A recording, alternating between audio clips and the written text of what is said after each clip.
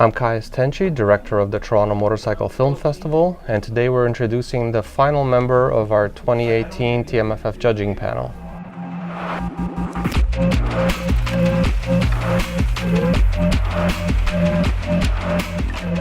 The panel is made up of 5 individuals from the motorcycle industry, community, and media, and together they select the winning films for the various award categories: Best Canadian Film, Best Feature Film, and Best Short Film.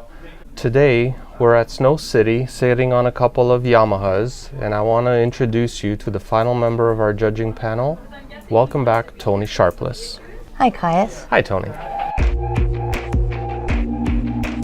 For those of you that aren't familiar with Toni, let me recap a very small sampling of your motorcycle-related history.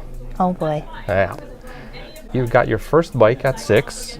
You started ice racing at 10, eventually becoming the National Junior Class Champion and the first woman to win a Canadian Motorcycle Association Championship. You started flat track racing at 16 and road racing at 22, and together with your racing partner, you were the first woman to qualify and finish the prestigious Daytona 200. You then joined the Yamaha team in Japan, competing in the Suzuka 8-Hour World Endurance Series. You also rode in the historic Bol d'Or and the Le Mans 24 races. You're a recipient of many awards, including the Woman of Influence Award, presented by the Motorcyclist Confederation of Canada, and inducted into the Canadian Motorcycle Hall of Fame. Toni's sitting here smiling. I mean, Toni, what an incredible honor to have had the chance to get to know you over the last year and to have you back on our judging panel. I gotta say, even though we've known each other a little bit, I'm still starstruck when I look back at everything that you've accomplished. And I'm wondering if you realize the magnitude of everything that you've done. Well, I'm smiling as you're reading that because it all sounds like so long ago. That was over 30 years ago. And now I'm having a midlife crisis and I'm going back road racing again this year. So that's why I was smiling while you were saying that. It just sounds just like another lifetime before. Right. So, but you're just continuing on the passion that you've had for all of these years, going back racing again now. Yeah, my husband and I, we bought a house and we've been constructing it and renovating it for the last 12 years. And it was great experience to learn how to swing a hammer and, make a wall and so on. But now I'm back to my passion. My husband just sold his Harley so we could get a toy hauler, and we've got a bike that we're getting ready. I bought from HB Cycle, another Yamaha. I'm kind of, if you cut my arm, I kind of bleed blue. So, and we're sitting on a couple of Yamahas here at Snow City. So, yeah, I've got a brand new race suit GP Bikes is putting together for me. And yeah, I'm going out there. I don't want any sponsors. I just want to go out and have fun. And my husband's having a hoot being the pit crew. That's great. Yeah. I love that. Yeah. Many years ago when I was doing amateur motorsport, my wife would come out to the events with me and she would help me change tires, bleed brakes, and so on. And a lot of people walked by just like, who's that? Who's doing that? So it's interesting now. So your husband is helping you just like how my wife helped me. So that's incredible. Yeah, it's amazing. Really cool. I am pretty sure that a lot of women look up to you and your accomplishments. How do you feel about that? Well, it kind of embarrasses me at first, and then I feel a sense of responsibility, but I really don't do my sport to prove a point or to make a statement or anything. I just do it out of pure passion. Right. So I really enjoy it, and it's what I grew up with, and it just feels very natural. Very natural for me to be riding a motorcycle or racing one. One thing that I've noticed about you, you're such a humble, quiet person, very soft-spoken and gentle, but to be competing at the level that you were competing at, you can't be soft-spoken and gentle and say, oh, please go ahead and pass me. You got to be pretty like focused and determined. So where does this like huge like dichotomy in personality, how does that come about? Well, when I'm out racing, I'm never really racing against the other competitors. I know that sounds silly, but I'm really racing against myself. I'm trying to push myself and to do as best that I can. And I kind of attack all things in life that way. So I'm not really going against my competitor in the sense that that's my goal, but I'm going to use that as a gauge of my performance. And that's how I attack it. So I'm not really turning into a competition-eating monster when I put a helmet on. I'm just out there trying to do my best. Right. Okay. The number of women participating in motorcycling seems to have increased over the last decade, let's say, which is extremely positive. Yeah. But I still don't see many women competing in racing. Why do you think that is?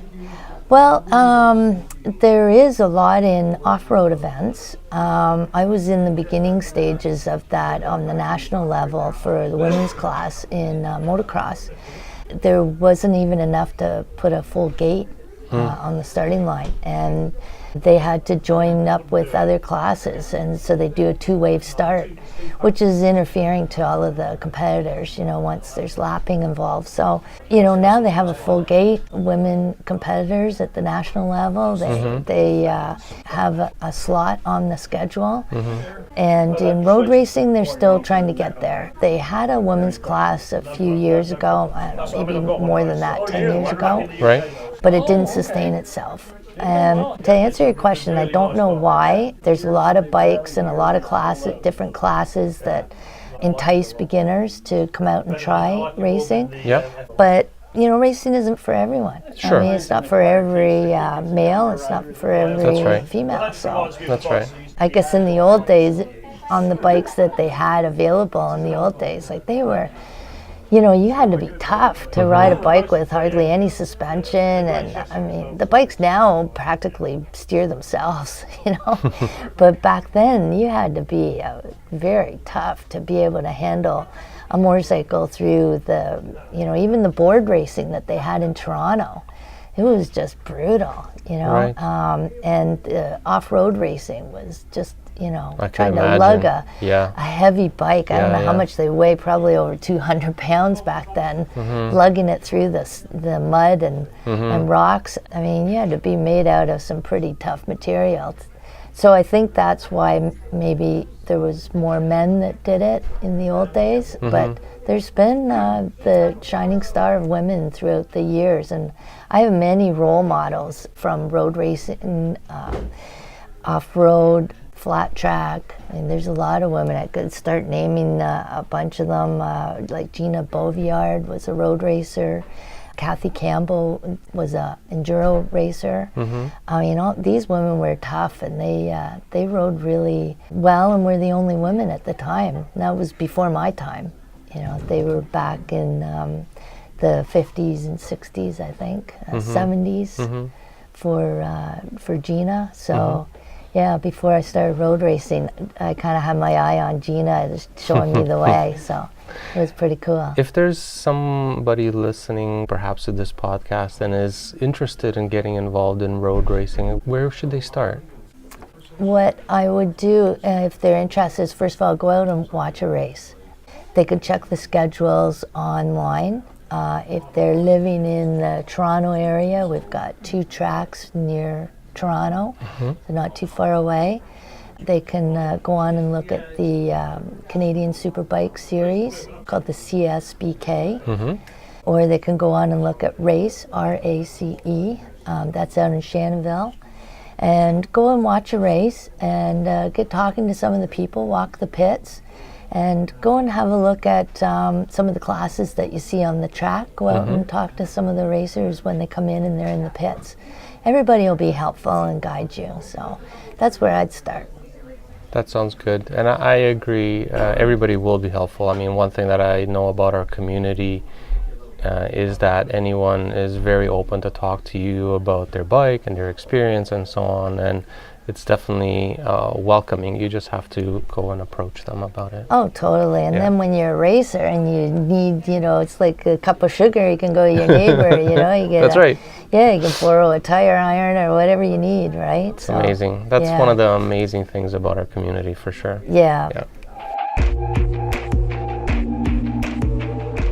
You just came back from a trip from Japan, and the last time that you were there was when you raced the Suzuka Endurance Series. And how many years has it been since you were there last? That was back in 1987 and 1988. Okay, so about 30 years? Yes. Yeah. So how was your trip? Well, the trip was great. It was really interesting. When I got off the plane, I kind of felt like I'd come back home. The food and the people are so nice. They're so polite. It's a really polite culture. Maybe they're swearing behind their teeth, but they were really polite to each other and to foreigners, and really proud to show off their country. So we had a great time. We went to the Honda Museum and went searching throughout the museum trying to find all the old Honda bikes that I used to have as a kid. Sounds fun. And we went to the Motegi track, but the highlight was going to the Shoei factory. Okay. And watching the workers work on a safety piece for me to wear out riding on my bike. Wow. And it was so actually moving for me to watch the focus and the caringness that they put into working on the Shoei helmet. They weren't watching the clock to see when lunchtime was. Right. They were totally engrossed and focused on making a good, safe product so I can go out and have fun. So that's And the it was helmet that you're just going to great. wear at your races? Yes, Oh, yes, of that's course. gonna have a real special feeling. Absolutely, for sure. Totally. Yeah, I that's was really amazing. moved watching For them. sure. And even, Actually, I can see it in your face right Yeah. now as you're talking about yeah, it. even talking about it now, I get, the hair standing on my arms. Actually, mine too. Yeah. But it was just really great that people are making, put such an effort into something that I can use to go have fun.